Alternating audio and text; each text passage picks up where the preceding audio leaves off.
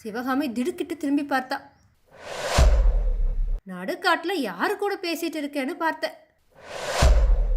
கேவலம் ஒரு சிற்பியோட மகளை அவன் மணந்து கொள்ள சம்மதிப்பானா? அதை பற்றி உன்னோட அபிப்பிராயத்தை கேட்கலான்னு பார்த்தா உன்னை காணோம். மாமல்லருடைய ஓலையில் ஒரு பகுதியை சிவகாமி நினச்சி ஆனந்தித்து கொண்டே வீடு நோக்கி நடந்தா. அப்படி அவளை மெய்மறக்க செஞ்சது ஓலையோட கடைசி பகுதி தான்.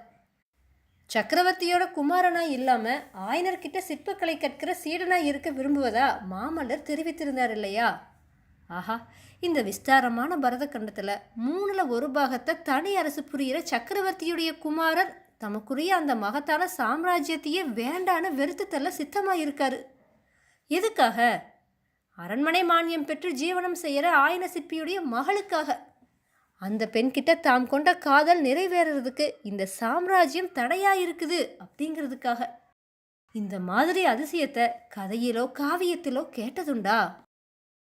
ரதி, உன் தோழி சிவகாமியை போல பாக்கியசாலியான பெண் இந்த 7-14 லோகத்திலும் இல்லையடி அப்படின்னு சொல்லி சிவகாமி தன்னை தொடர்ந்து வந்த மானுடைய முகத்தை 2 கரங்களாலும் பிடிச்சு நிமிர்த்தினான். ரதியோ தன்னுடைய அழகிய கண்களை அகல விரிச்சு அவளை ஆவலோடு நோக்குச்சு. இதை பாரு ரதி, நீயும் அதிர்ஷ்டசாலிதான். 8 மாதத்துக்கு முன்னாடி உன்கிட்ட மாமல்லரை பற்றி நான் குறைவாக கூறியதை மறந்துடு. இன்னைக்கு இவர் கமலி வீட்டுக்கு நான் போகக்கூடாதுன்னு சொல்லுறாரு. நாளைக்கு ரதியை உன் கூட அரண்மனைக்கு அழைச்சிட்டு வரக்கூடாதுன்னு சொல்லுவார். இப்படிப்பட்ட பெரிய மனுஷங்களோட உறவு நமக்கு ஒத்து வராதடியம்மா அப்படின்னு நான் சொன்னேன் இல்லையா? அதே பல்லவகுமாரர் தான் இன்னைக்கு ராஜ்ய எண்ணத்துக்கு சிவகாமி எனக்கு நீயே போதுன்னு சொல்லுறாரு. அவர் சொல்கிறதும் நியாயந்தான ரதி. எனக்கு அவருக்கு நானும் இருந்தால் போதாதா? ராஜ்ய எண்ணத்துக்கு சண்டை கொலை சாவு எல்லாம் எண்ணத்துக்கு? இப்படி சொல்லி ரதியோட 2 தூக்கிய காதுகளுக்கு நடுவில் சிவகாமி முத்தமிட்டுட்டு மறுபடியும் சொன்னான். ரதி, ஊம்பாடு யோகந்தா. மாமல்லரும் நானும் மனித சஞ்சாரமே இல்லாத நடுக்காட்டில் பர்ணசாலை கட்டிட்டு ஆனந்த வாழ்க்கையை நடத்த போகிறோம். அப்போ இந்த சுகபிரம ரிஷியை அடித்து துரத்திட்டு உன்னை மட்டும்தான் எங்கள் கூடவே வச்சுக்க போகிற.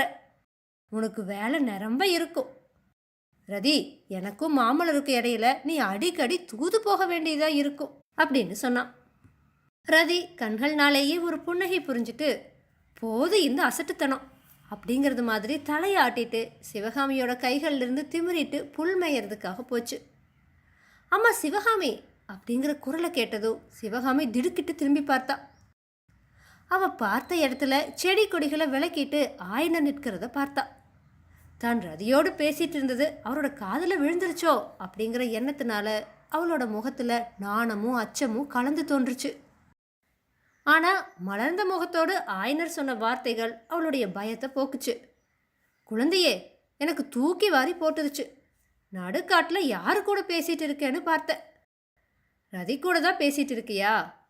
பாவம், நீ என்ன செய்வ? உன் கூட பேசுறதுக்கு கூட இந்த இடத்துல யாரும் இல்லை. பொழுது போகிறதே உனக்கு கஷ்டமாக தான் இருக்கும். காஞ்சியிலையாச்சும் உன்னுடைய தோழி கமலி இருக்கா. இப்படி பேசிட்டே நெருங்கி வந்த ஆயனரை சிவகாமி கட்டி தழுவிட்டு, அப்பா, உங்களுக்கு ஒரு விஷயம் தெரியுமா? கமலி கமலி அப்படின்னு மென்று விழுங்குனான். ஆயனர் பதறி போய், ஐயோ, கமலிக்கு என்ன ஆச்சுமா? ஏதாச்சும் உடம்புக்கு வந்திருக்குதா அப்படின்னு கேட்டார். ஆமாம் அப்பா, கமலிக்கு உடம்புல தான் வந்திருக்குதா அப்படின்னு சொல்லிட்டு சிவகாமி இடின்னு சிரிச்சா. அதை பார்த்த ஆயனர் விபரீதமாக ஒன்றும் இருக்காது அப்படின்னு தீர்மானிச்சுட்டு, பின்ன என்ன சிவகாமி, ஒருவேளை இங்கே வரதா சொல்லி அனுப்பியிருக்காளா அப்படின்னு கேட்டார். இல்லை அப்பா, இல்லை அப்படின்னு சொல்லிட்டு சிவகாமி ஆயனருடைய காதுக்கு பக்கத்தில் போய், கமலியோட வயிற்றுல சின்ன கண்ணை வந்திருக்கிறானா அப்படின்னு சொன்னான். ஆயனர் கொஞ்சம் நிதானிச்சு விஷயம் என்னதுன்னு தெரிஞ்சுக்கிட்டாரு. முன்னை விட அருமையோடு சிவகாமியை அணைச்சி தழுவிட்டு, சந்தோஷமா, ரொம்ப சந்தோஷம். சிவகாமியோட கல்யாணத்தப்பவே நான் ஆசீர்வாதம் பண்ணினேன்னு சொன்னார். அப்பா, உங்கள் செல்வகுமாரிக்கு எப்போ கல்யாணம் ஆச்சு அப்படின்னு கேட்டா சிவகாமி. தான் வாய் தவறி சிவகாமின்னு சொல்லிட்டது ஆயனருக்கு சட்டுன்னு புலப்பட்டுச்சு. அவர் ஒரு அசட்டு புன்னகை செஞ்சுட்டு, என்னம்மா சொன்ன? சிவகாமியுடைய கல்யாணத்தப்ப நான் சொன்னேன்.